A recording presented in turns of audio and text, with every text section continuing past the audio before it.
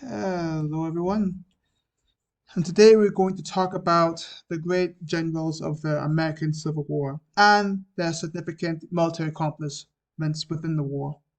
So before we get into the lesson, we're just going to review, what the Civil War was about and some of the causes of the Civil War. As we discussed earlier, previously in our lesson that we had yesterday, there was no singular cause to the Civil War. That's a consensus amongst historians today. It was a very complicated war with many different causes. Some of them, of course, include the economy.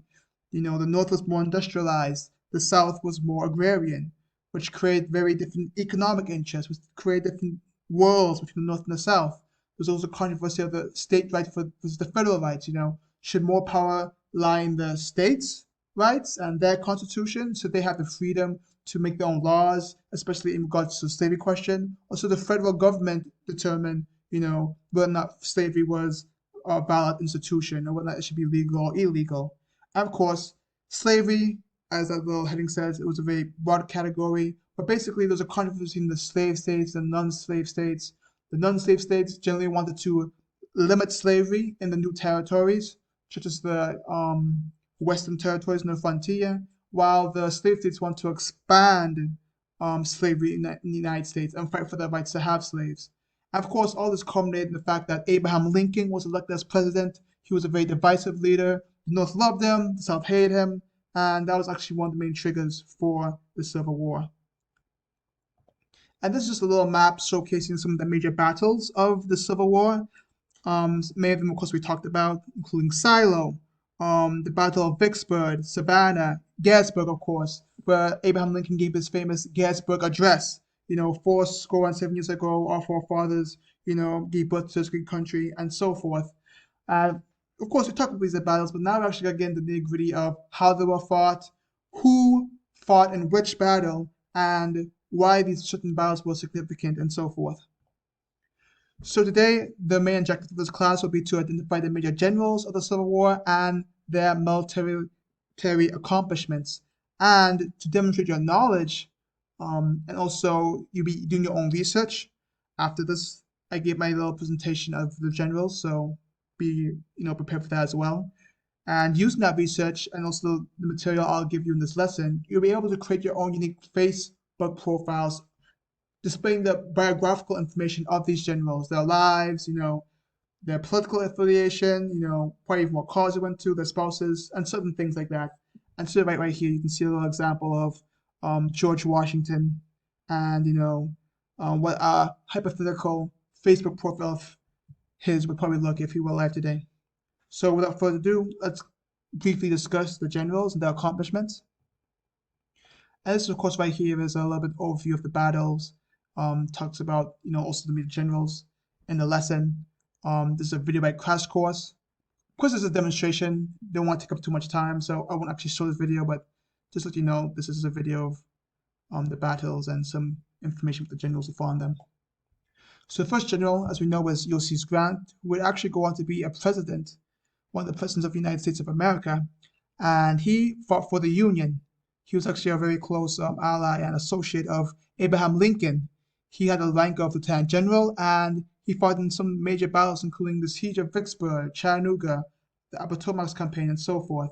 And his main military strategy was just brute strength and overwhelming numbers. He didn't try to be smart. He didn't try to be sneaky. He just tried to basically amass the right numbers in the right place at the right time to just overwhelm the enemy. The next general we're looking at is William Tecumseh Sherman, also fought for the Union. He had the rank of Major General, the highest rank he achieved actually in the military, and he fought in also the Vicksburg campaign and the Battle of Shiloh and a few others. And he's known for basically his scorched earth tactic, which basically was the tactic of, or the military strategy really, of destroying everything that's useful to your enemy.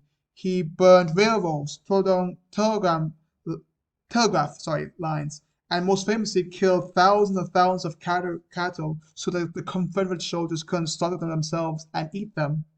This is very significant because this is actually the beginning of what we refer to as industrial warfare. This is actually a war tactic that's even used by the U.S. military today. All started in the Civil War by William Tecumseh Sherman. Now on the Confederate side, we have Robert E. Lee, a very controversial figure in today's history, even today. But also a very smart and excellent military Tacitus, sorry, no doubt. He was very aggressive, also like Ulysses Grant, and he won a lot of battles, but unlike Ulysses Grant, he didn't depend on numbers. In fact, even when he was outnumbered, he won a lot of his battles because he was just very, smart, he was very strategic, and he just knew how to maneuver his soldiers in a way that even when all odds were against them, he just won impossible battles. And last but not least, we have Stonewall Jackson, also on the Confederate side, and he is very, very famous, along with his companion Robert E. Lee, for just really knowing how to be sneaky, how to maneuver, how to flank the enemy, and how to use certain tactics of surprise at certain points in time. And he actually won many significant victories, especially, for example, the 7 Days Battle, the Valley Campaign. But those two battles, and specifically the Valley Campaign, is the campaign he's most famous for because that's where he really showed himself off as a general. So that's basically a little information about the generals. And now I'll show you how to make the Facebook profiles. So basically, you're going to go to Facebook, create a new account. You're going to put in your student email information. And you guys will break into groups. And so one person will do this for the whole group. So you can probably just, elect someone to do this for you. And each of your groups will be assigned, each of your groups will be assigned a different general. So when you sign up, make sure you put in the general's name. I'm just doing George Washington example. And so he was born, let's see. So you would do this, you probably scroll down and see information. He was born February 22nd. So you can just probably put that in, born February 22nd. Of course, you can't put in the actually he was born because, this is from people living today and, anyone living at that time probably would have been dead. So you can just probably put as far as you want or something like that. And then you'll sign up. Many of you, of course, probably have Facebook profile yourselves. So you know what to do. All the emails do not match. So you gotta be very careful with these details to make sure everything goes smoothly.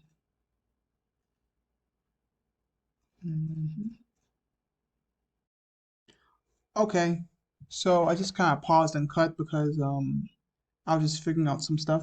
But basically, uh, simply put, you just uh, go through the, confirmation code business, go to your email, get the code, put it in, and after that, you can actually start creating your profile. So right here, of course, is the face of Facebook. It's actually changed a lot since I last used it. So I'm actually learning a lot with you. You can create stories, reset your password, different things. But the main thing that, of course, we're going to be concerned about is actually just going to the account itself and then just editing the about section. And the about section, you can just do so many different things. You can add like a workplace, right? Okay, well, where he worked in the White House. You can put the White House. What was his position? He was the president, right? Or you can do POTUS, right? President of the United States of America. Okay, and then you can do the city of town. You can do something like, Washington, D.C. and put in the description and so forth and save it. And then from there, see, protest at the White House. That's actually supposed to be all caps. Not sure what happened there. And you can add the school he went to, add the current city he's in, and all these different things. Probably even put a picture right here. Work in education, all those kind of different things. You can put different places that the certain historical figure lived in. At a current city, at the hometown, and you can actually, look them up. Alexandria, and so forth, and just save it. But the main thing that I want you guys to really do when editing this is this section specifically about religious views, political views, very important, birthdays and all those things. Most especially the one I want you guys to pay attention to is the life events, because in the life events you will be recording when they fought certain battles and what their accomplishments were. So you can put something like, yeah, I guess put work for example, and then in work, I mean, you can really just do anything really. And then work, you can say, Battle of so and so, and then just describe what happened. Certain ways with a little bit overtime, just across the 10-minute mark. Time just across the 10-minute mark. But that's basically what you'll do. Just get creative, explore, see what there is to do, and just really pay attention, of course, to this life event thing, because this is where you really make a chronology and a timeline of the different things that the particular general did. So hope this lesson was helpful. Hope you learned a lot. And yes, I'm really looking forward to what you guys come up with. Goodbye.